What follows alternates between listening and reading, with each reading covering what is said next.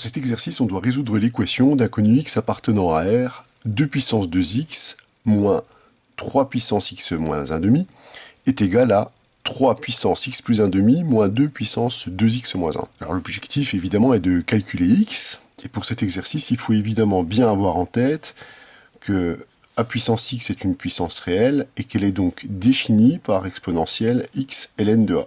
Donc pour récupérer notre inconnu, qui est dans l'exposant, il faudra probablement, à un moment donné, appliquer la fonction logarithme. Donc on doit travailler avec le logarithme pour récupérer l'exposant. Comme le terme de droite et le terme de gauche, ce sont des sommes, on ne peut pas appliquer le logarithme directement, donc on va passer par une reformulation du problème, en essayant de regrouper les puissances de même type de chaque côté de l'égalité.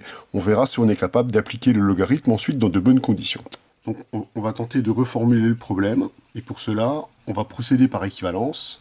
Si je note S l'ensemble des solutions, j'obtiens donc que X est solution de notre problème à la condition nécessaire et suffisante que, donc je regroupe les mêmes puissances dans le terme de droite, puis dans le terme de gauche.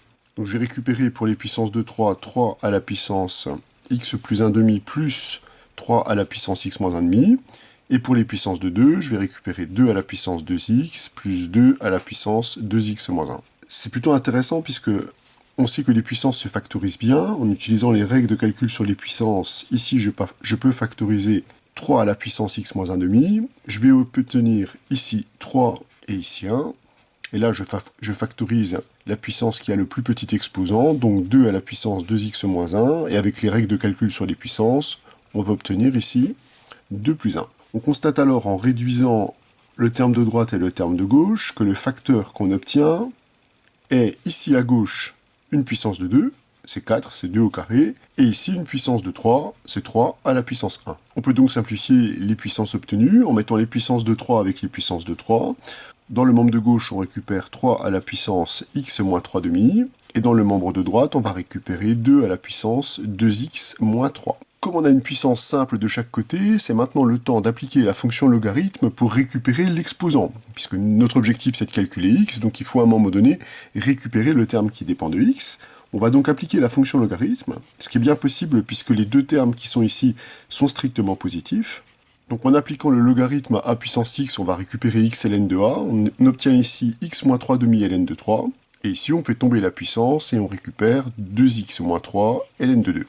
Alors ici, il est important de signaler que cette équivalence-là est maintenue puisque la fonction logarithme est injective. On sait que quand on applique une fonction à une inégalité, pour conserver l'équivalence, l'injectivité permet de conserver cette équivalence. La fonction logarithme est injective, elle est strictement croissante sur l'intervalle R plus étoile. Donc on maintient bien l'équivalence en utilisant cette transformation. Donc on maintient bien l'équivalence en appliquant la fonction logarithme. Là, en réduisant au même dénominateur, on voit apparaître un facteur commun. En l'occurrence, 2x moins 3 sur 2. Alors, bon, je vais faire peser le facteur 1 demi sur ln de 3. Va être égal à 2x moins 3 ln de 2.